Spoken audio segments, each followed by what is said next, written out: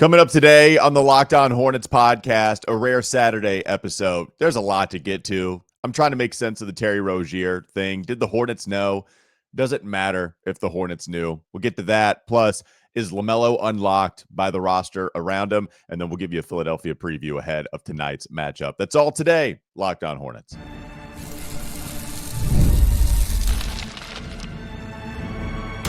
You are Locked On Hornets, your daily Charlotte Hornets podcast.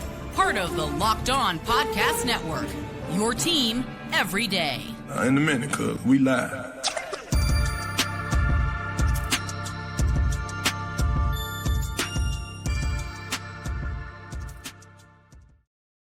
It's Locked On Hornets, part of the Locked On Podcast Network. It's your team every day. Thanks for making us your first listen. We're free and available anywhere you get your podcast.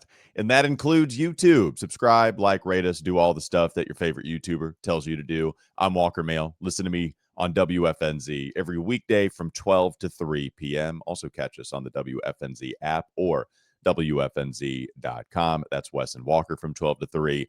No Doug Branson today. Doug, he's out. I'm going solo. He went solo for me during a recap show.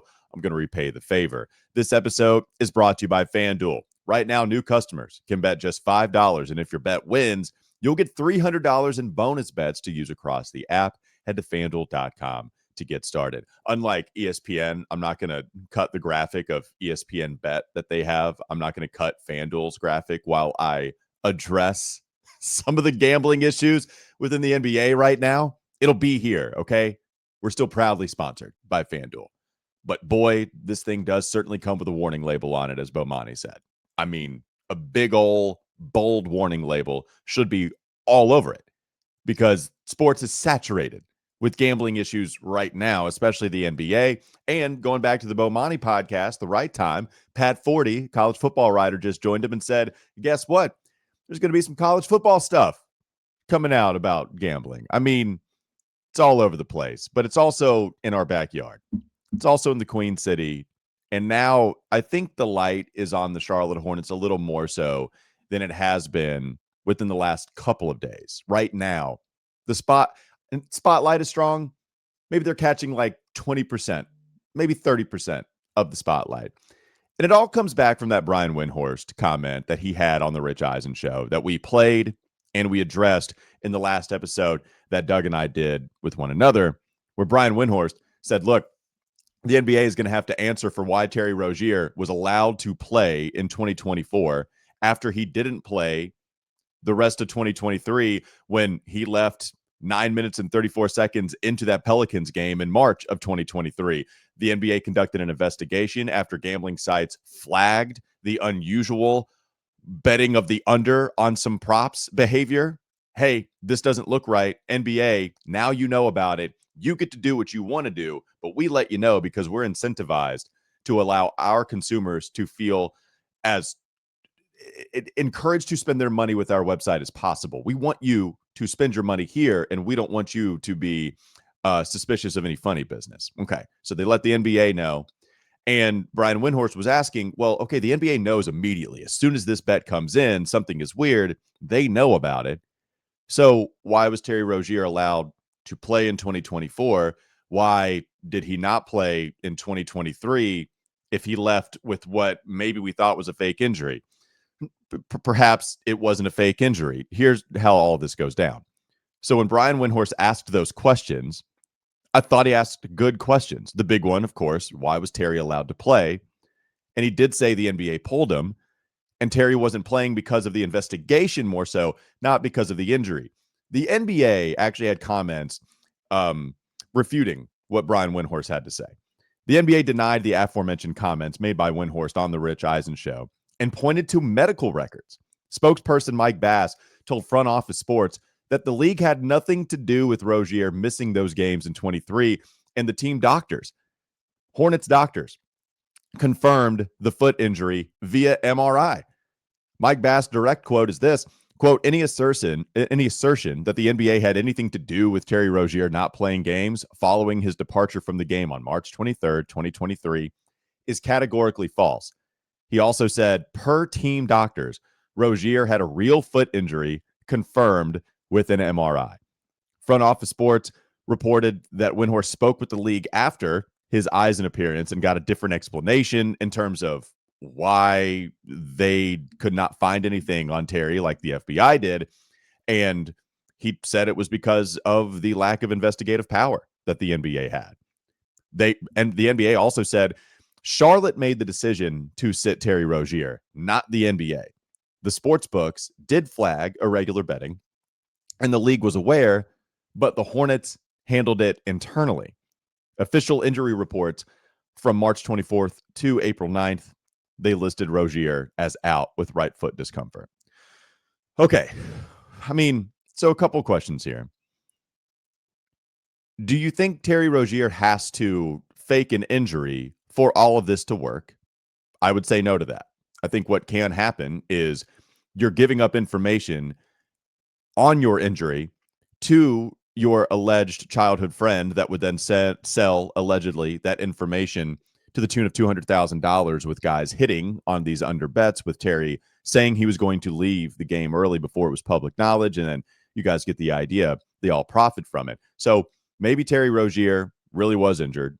Something really was bothering him, because in the report it says right foot discomfort. We never actually get the high level of specificity like we did with, say, Brandon Miller's injury, where it was a scapholunate ligament. I mean, we knew the damn ligament that got injured. There's not a whole lot of specificity here. It was just right foot discomfort. Okay. Now, the more vague you are, the more questions that I have. But I bet Terry Rozier, if there was an MRI confirming that, hey, there's something going on here, cool. Maybe it was a pain tolerance thing. You know, guys play through injury all the time. Maybe it was suspected that Terry just said, hey, look, I can deal with the pain. I'll just go out there and suit up with it for a tiny bit, and then I'll leave early. And, hey, buddy, I'm just letting you know, and now we can profit off of it. Like, that's still a possibility, especially with what the FBI, what the FBI was able to find out. So you have that question. Then you have the other question of, how much did the Hornets know in all of it? Well, you do have Barry Jackson, I believe is his name, writing. Barry Jackson, who covered sports down in Miami. He wrote about the story on whether the Heat knew what they were getting into when they traded for Terry Rozier, and if the Hornets knew. And this is what he writes. 10 months before the Heat acquired Terry Rozier from the Hornets, the NBA was alerted to unusual betting activity involving the veteran guard. But following its own protocol, the NBA did not inform the Heat or other teams of that red flag in the months that followed, nor did it inform the Heat prior to approving the trade. The Hornets did not inform the Heat either, though the Hornets are refusing to say if they were even aware of the matter at the time of the trade. Barry Jackson wrote that the Hornets' chief communications officer would not comment on the situation, which I could have guessed. I guess here's my thing about all of it, which it's a lot. It's a lot. I think what I have to say about the Hornets' part in this is, if the NBA conducted an investigation, which they did, and they couldn't find anything, which is what they allege, and Brian Windhorst, after talking with people, says the NBA's investigation fell short of what the FBI's did because they do not have the same investigative powers, like wiretapping, looking at phone records, having all of this access to not only technology, but what they aren't allowed to do. They don't have things that allow them to do what the FBI did. They couldn't find anything in terms of the communication back and forth. And so there was an MRI that said there was an injury. There was right foot discomfort. The MRI actually confirmed it. So with all of those things, if it walks like a duck and it quacks like a duck, they felt like it was a duck. It was an injury. The guy left, and the irregular betting behavior was odd, whatever. Okay. This is what we found. We didn't have the smoking gun. The NBA didn't have the smoking gun. So if the NBA knew, I guess the real question is, did they tell the Hornets about it? Did the Hornets know and decide to somewhat hide behind the injury of Terry before everything got settled a little bit more so, and they knew that there wasn't going to be any punishment handed down by the NBA? And if that's the case, then you conduct business as normal, which means trading Terry, which, by the way, You trading Terry Rozier, it's not that they traded Terry because they wanted this problem out of the organization, at least at the time. Remember, they had already traded Gordon Hayward because it aligned with their basketball timeline. They were pivoting from a direction that they they were pivoting from that core. Gordon Hayward gone, Terry Rozier gone. We're in asset collection mode. We're going to build around LaMelo and Brandon Miller, and we're going to pick up all these second round picks, these first round picks. We're going to collect assets toward the future and build around these two guys. So it aligned with their basketball timeline. And the other question is, okay, if Miami is so frustrated, and I get why you would be, I do. If Miami is so frustrated and they're saying, hey, the Hornets traded us damaged reputation goods, then I I get it. Also, the investigation from the NBA found nothing that the FBI did. If the Hornets knew about the FBI on an investigation, then okay, does that prohibit you from trading him? Are you going to say, look, we're not going to trade Terry Rozier? Fine. Do you let the Miami Heat know? If there's nothing that came from it, then I guess there's nothing to let them know about. But also, do you think Miami wouldn't have traded for him if they also had the same exact information that the Hornets did, where there was no evidence of wrongdoing as far as the NBA investigation was concerned? Miami, remember, they're trying to win ball games. They're trying to squeeze the last bit of juice out of that Tyler Hero, Jimmy Butler, all that entire situation. They're trying to squeeze the last bit of juice out of that. And so they seem pretty desperate via the unprotected first that they traded for Terry Rozier. Like, yeah, a lot of people questioned that move on Miami's part at the time. You know how Pat Riley is. He's not trying to tank. He's trying to find ways to win right here, right now. So do you think that would have held them back from trading? Maybe, maybe not. I don't know. I doubt it, though. And so now the thing is, man, the Hornets operated within the legal confines of the league. You know who knows more about this than anybody? The Hornets. The Hornets know about this. Given what happened to them when they had the Mark Williams trade rescinded. Like, it's why I wasn't crazy mad at the Lakers. Like, yeah, it was frustrating that the Hornets had an unprotected first and Dalton Connect, which was kind of the pseudo first at the time, to have that taken away after the Mark Williams trade. As I said a million times, it was like getting 120 cents on the dollar. Yeah, I was frustrated for not getting that package and then having this awkward situation. But the rules are the rules are the rules in that, hey, Lakers team doctors get to decide if Mark Williams passes this physical or not. He does have an injury history. They decided that he didn't pass the physical, even if it was somewhat fraudulent. They are operating within the legal confines of the system that is here in the collective bargaining agreement. And so they don't want to trade for him. Cold feet, warm feet, whatever. They had the right to do it. And it's really frustrating and it sucks. But this is what they were allowed to do. Just like the Hornets were allowed to trade Terry Rozier to Miami. If the NBA didn't find anything, then there's nothing to disclose. And even if they did, buddy, with what Miami does, how they operate, I have to imagine they would have been okay trading for Terry Rozier because they're trying to squeeze the last bit of juice out of that core and make another run in the postseason. You're not getting your first round pick back. I mean, that's not going to happen. This thing has already happened in, 2024, halfway through the season. It was already traded. So many things have happened since then. So you're not going to relinquish the pick. That's not happening. And the FBI is taking control over it. So I don't know how much it matters what the Hornets did and didn't know if they knew, within what's asked here, right? Because if the Hornets knew that Terry Rozier was essentially point shaving, yeah, that's a really big issue. And now we got a monster issue on our hands. But that's not what they're alleging the Hornets knew about. They were saying the Hornets knew about the investigation, right? And that's what the Heat are asking about the Hornets' knowledge of. Yeah, it's weird. We're going to see more information come out about this as time goes on, but the Hornets maybe are a little bit more under the spotlight than they were 48 hours ago. It's Locked On Hornets coming up next on the Locked On Hornets podcast.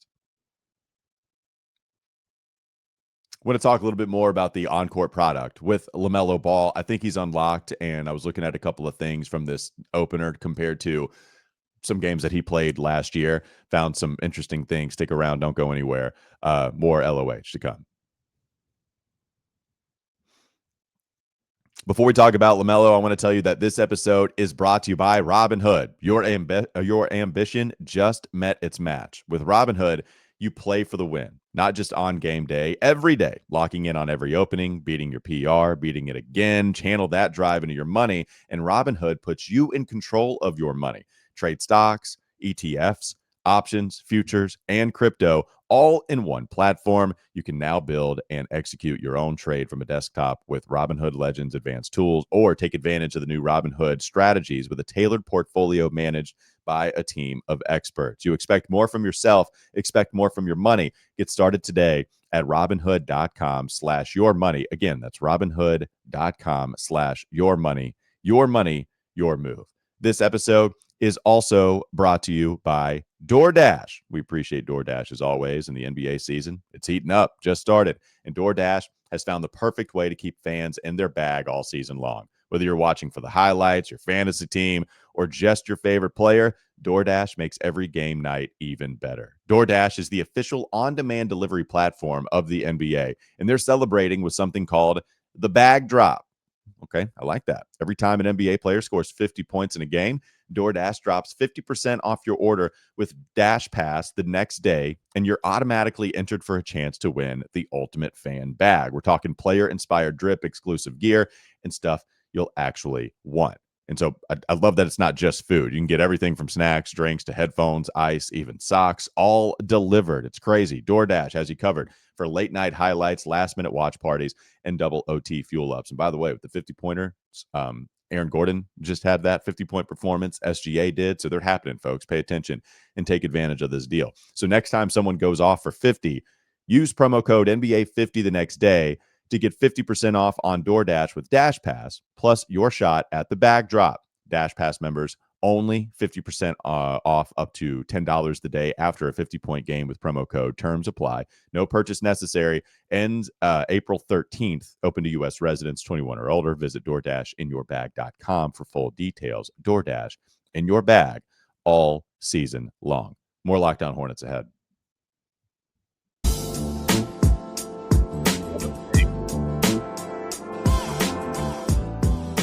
Doug Branson, you know him well. You love him. EveryHornetsBoxscore.com, Yahoo Sports Daily with Jason Fitz and Caroline Fenton. He was tweeting me, or he texted me, the Barry Jackson article that I just referenced.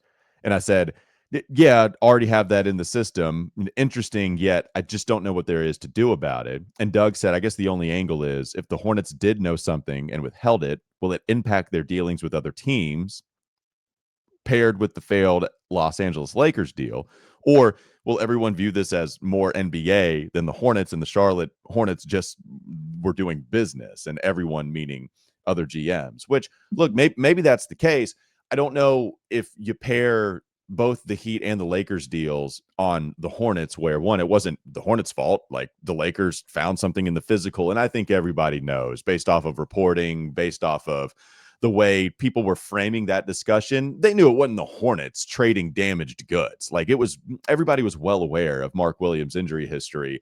Everyone knows Lakers got cold feet. They gave up a lot. They got criticized for giving all that up for Mark Williams. Remember, Luka Doncic was the one that was driving this anyway. It's not like the Hornets were calling the Lakers and saying, hey, please take Mark Williams. Lakers needed a center. So I don't think the Lakers part in this really has anything to do with how the Hornets are going to operate in the future, where, buddy, they traded the Lakers damaged goods. I don't think that's going to happen. Here, this might be a little riskier, because if you think the Hornets knew and they just didn't give that information to the Heat, and they were trying to pull a fast one on them, if you believe that, then yeah, that might alter the way that you do business with Jeff Peterson and company. But something you have to remember, when Terry Rozier was traded, it wasn't Jeff Peterson. It was Mitch Kupchak, who then eventually stepped down 20 days after the trade or something like that. Remember, they allowed him to go through the deadline, and then he moved on. So even so, like, you could look at the Hornets, that's all fine, but everything is so new. Everything is so new from what was happening in that Terry Rozier spot to where we are now. We have a new coach. Charles Lee didn't coach a game with Terry Rozier on the roster. Jeff Peterson technically did not have this spot. If Peterson was involved, then it was Gabe Plotkin and Rick Schnall talking to him behind the scenes before he was officially announced the executive vice president of basketball ops. So if that's a worry, okay, but that worry is more so directed towards Mitch Kupchak than it is Jeff Peterson. It's a good point to bring up for Doug, but it's what's crazy about all of it. That was so long ago. It's 2023, 2024. Now here we are about to embark on the 2025-2026 season. We're about to see the turn of the new year, right? I mean, we're already in. The season's already started. So anyways, there's so much new. I don't think that is going to be an issue. Speaking of new, LaMelo has a new roster to go to war with, and I freaking love it. So I wonder how much LaMelo's been unlocked. I wanted to focus on him more because I don't think, based off of typical LaMelo standards, you would look at this game from him and say, oh my God, just what an out of this body, out of world performance.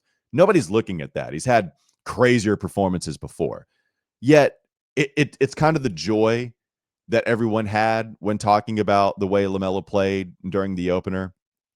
And he just seemed so in control, not turning the ball over at a high rate. The crazy shots weren't really there. You might have your quibbles with his defensive performance, but offensively, he would get on his horse in transition. We talked about that. So that's what's all fun. I want to talk about a particular possession. There's this play on a LaMelo pick and roll possession late in the first where LaMelo comes off of the screen, dribbles to his right. He waits for his options to unfold, and there are a few to choose from. He does have Tijan Salon, weak side corner, but it's not there. He doesn't test it. There's no need. Musa's on the roll. If you give it to him early, maybe you have something, but it's not a great option, so you don't hit Musa. There's a wall in front of you. There's like 3 Nets defenders, so you can't drive. So essentially, you have 2 options. You can pass it to Colin Sexton in the corner, or you can pass it to Sion James on the wing. He passes to Colin. Sexton splashes it, 3 points, and you go back, and I continue to watch the possession, and all I can see is the lineup that's out there with him on the floor. Colin Sexton, Sion James, Tijan Salon, Moussa Diabate. Is that going to be the worst 4 guys that he shares the floor with for all intents and purposes all season long?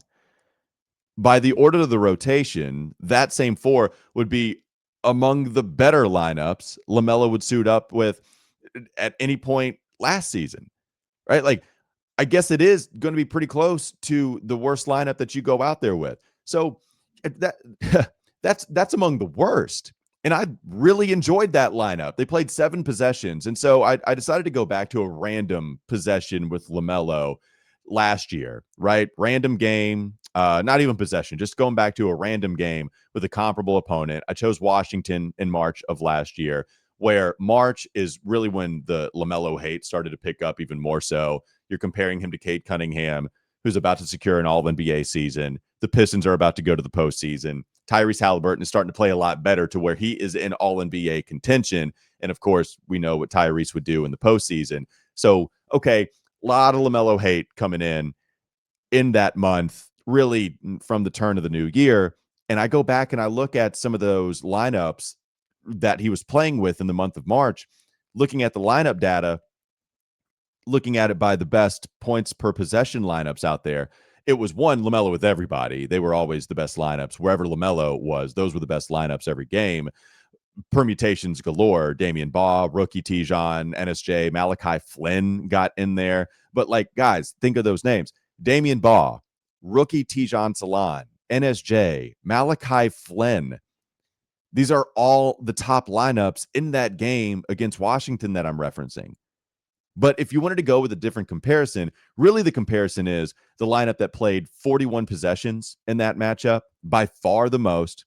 It was LaMelo, NSJ, Josh Green, Miles Bridges, Mark Williams. Okay, so that one right there, LaMelo, NSJ, Josh Green, Miles, Mark, that lineup is better than the one I'm referencing in the opener that ran 7 possessions. depending on how disastrous you think it can get with Salon on the floor and the gap between Sion James and Josh Green shooting. But I still really like it. I don't think there's this monstrous gap in how much better the 41 possession lineup was with the 7 possession lineup that I'm referencing. So that grouping in the opener that played those 7 possessions, it's not far from the one that Lee felt like he had to rely on and run in the ground in March on 6 times the run that these guys got. I guess my point is there's just so much more talent around LaMelo, even if these guys get injured, which is a huge point as to why LaMelo had to share the floor with Malachi Flynn and NSJ as much as he did. The Hornets aren't going to allow injuries to be an excuse anymore. So let's just say one of the backcourt players gets injured. You have Trey Mann that could stay there. You could have Josh Green when he comes back, hopefully, still on the injury report. It feels like such a deeper team, and we can knock on wood injuries. We say that every episode, but you guys get the idea. It just feels like we finally have a lineup that will supplement LaMelo enough to really showcase his powers. And so when you start to think about the Cade Cunninghams and the Tyrese Halliburtons, the younger point guards that are constantly compared to LaMelo, yeah, those guys are really good. And I'm not here to take anything away from him. Tyrese, what he did was magical. Cade Cunningham had a beautiful jump. I really enjoy those players. They're freaking awesome. If you want to agree that they're better, cool. There's an argument to be made. Of course, they are better, right? Like right now. You got to compare what those guys have around them to what the Hornets have been putting around LaMelo for so long. And it's why I just want to give Jeff Peterson a big old hug like Charles Lee gave to Musa for finally giving LaMelo something to work with, where if that's going to be one of the worst lineups that he shares the floor with consistently, I like that lineup. And it's going to be one of the worst ones where the starters, it's going to be guys like Con Knipple, who's smart and can shoot, Brandon Miller, who's smart and can shoot, Miles Bridges is his best friend, can get out and transition. Certainly the vet on this team. Like, yeah, man, it gives me a lot of hope as to what these guys can accomplish this season, and specifically what LaMelo can accomplish this season. Coming up next on the Locked On Hornets podcast. Going to take a look at this Philly game as well. What are some of the things that the Hornets can attack and the injuries? Can the Hornets actually capitalize on the injuries that Philadelphia is experiencing right now? That's still to come. Last segment, LOH. Before we go to the last segment, I want to tell you that this episode is brought to you by Rozier. Let's be real. Making excuses doesn't solve anything. We've all heard them before. It's just stress. I'm tired. It happens to everyone sometimes. But when it comes to performance, sometimes your body just needs a little extra support. And that's where Rozier comes in. Rozier.com offers fast-acting, doctor-prescribed treatments for ED designed to help you stop making excuses and start making moves. Rozier makes it easy to get started. You just connect with a board-certified doctor 100% online, no awkward waiting rooms, no in-person appointments, and if prescribed, your treatment ships discreetly straight to your door. The process is fast, it's simple, it's private, and it's all handled by real doctors. It's about confidence, connection, and getting back to the moments that matter. Visit Rozier.com/LockedOnNBA to get 15% off your first order. That's Rozier.com/LockedOnNBA. And don't forget to use our code LockedOnNBA so they know we sent you. Rozier, stop making excuses and start making moves. This episode is also brought to you by FanDuel. You know how much we appreciate them. They've been with us for quite some time, and they've been with us through the NFL season. We're halfway through the season, and they still have an offer you don't want to miss. Right now, new customers can bet just $5 and get $300 in bonus bets if you win. That's right. Pick a bet, put down $5, and if it hits, you'll unlock $300 in bonus bets to use across the app. So I love using FanDuel because there are all sorts of different parlays that you can roll with, betting the spread, the money line, all of it. Yeah, even props. Do it responsibly, folks. Do it all very, very, very, very, very responsibly. But there are plenty of ways to play on FanDuel. Whether you're a casual fan or love diving into the stats, FanDuel makes the game day experience so much better. So what are you waiting for? Visit FanDuel.com to download the FanDuel app today and get started. More Locked On Hornets ahead. All right, we got another game 2 of the 2025-2026 season between the Hornets and the Philadelphia 76ers. Now, I know Doug was really trying to rain on the parade, man. I tried. You guys could hear it in my voice. If you were watching YouTube, you could see it on my face. Disappointed in Doug for being seemingly disappointed in this Hornets team being fun because he wants them to get to the postseason so quickly. And I get it. We've been through a lot of pain. These days, these episodes, they add up. But now I'm excited about those episodes. And now I'm excited about those days because of the way that the Hornets look on the floor. Can they look like that again against Philly? Well, let's dive into it. Philly's 1-0. They beat the Celtics opening night, 117-116. They had a big fourth quarter, man. They scored 42 points in the fourth after only scoring 18 in the third. We know that Boston is not the Boston from last year. They don't have Jason Tatum. They have a center rotation that rivals ours for worst in the league or most limited in the league. Their big man rotation, it features Neemias Queta, who played 25 minutes. You also had Neemias Queta. I forget how you pronounce his name, man. I apologize. He's a monster. 17 points, 7 of 8 from the field. He actually played well on the box score in this game against Philly, but you guys get the idea. Boston, they don't have a great center rotation. Josh Lloyd called it the worst in the league, and then the Hornets, the second worst in the league, unless you're a Musa or Ryan Kalkbrenner believer. So, okay, Philly going against a couple of teams that aren't known for their center rotation, and they still were able to do pretty well against Philly. Remember, Joel Embiid is actually not one of the injured players going into this matchup. Paul George, he's not playing. Jared McCain also not playing. So those are big, big absences for the 76ers. But their backcourt really stepped up. And Joel Embiid, yeah, he played, but he only played 20 minutes. So they're clearly monitoring his run. He was only 1 of 9 from the field, man. Joel Embiid scored 4 points. It's one game. The guy's still really talented. He's just getting his feet wet again. I mean, it might be really over for Embiid, but still, the Hornets are probably just what the doctor ordered for him. He's destroyed us and so many others before. You can't bank on that in any game. But even if he does kill you, maybe you're only talking about 20 minutes, 25 minutes of action. That's less than what Kalkbrenner played. We have guys that you can throw out there against Philly and beat them. And if Embiid is effective, I don't think he's going to play a ton in this one. Really, the guys you're worried about, it's Tyrese Maxey and it's VJ Edgecombe, I guess. I mean, just right off of the bat, there's no getting his feet wet. He's diving right on into the NBA. 40 points for Maxey, 34 for Edgecombe. Edgecombe was 50% from the field. Maxey was better than 50% from the field. And Maxey was 7 of 9 from 3. Edgecombe hit 5. He took 13, which was something we were a little worried about coming out of Baylor. But he hit 5 of his 13. Got to the foul line. I think you're going to have to defend those guys without fouling as much as possible. Stay in front, move your feet, all that stuff. But really, man, the 76ers actually weren't all that efficient in the half court. They scored a decent amount of half court points, but they weren't all that efficient. So they were really efficient in transition. Here we have talked about the Hornets all offseason long about wanting to play at a faster pace. And when they do play at a much more frequent, faster pace, you have to hit your shots on those transition possessions. They absolutely did that against the Nets. It was fun. There were alleys, high percentage shots. They were nailing them. All that's great. Against Philly, double the fun, double the run. Get on back on defense. If you get back on defense and make Philly play in the half court and stick in front of these guys long enough to where they're taking shots with 4 or less seconds on the shot clock, that's when they are at their most inefficient. And yeah, it's a 1-game sample. I also think that's probably going to hold true for a while until Joel Embiid gets back to 80% of what he was, which is still an all-star caliber player.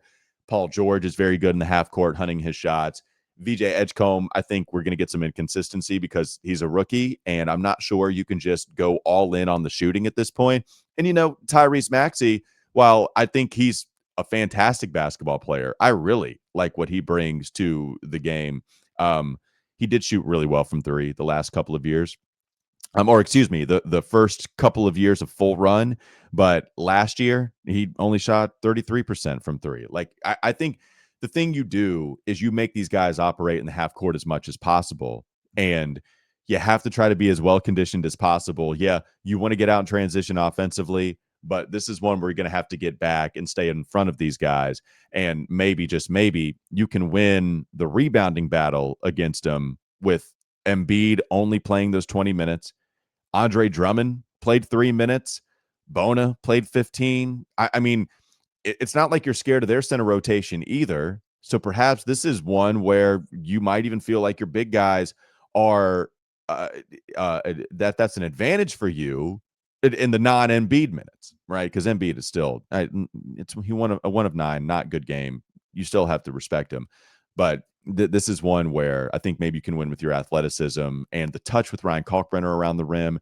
Perhaps that won't be as big of a mismatch as you previously thought with a healthy Embiid going out there on the court. That'll do it for Locked On Hornets. Thanks for making us your first listen. We're free. We're available anywhere you get your pods. That includes YouTube.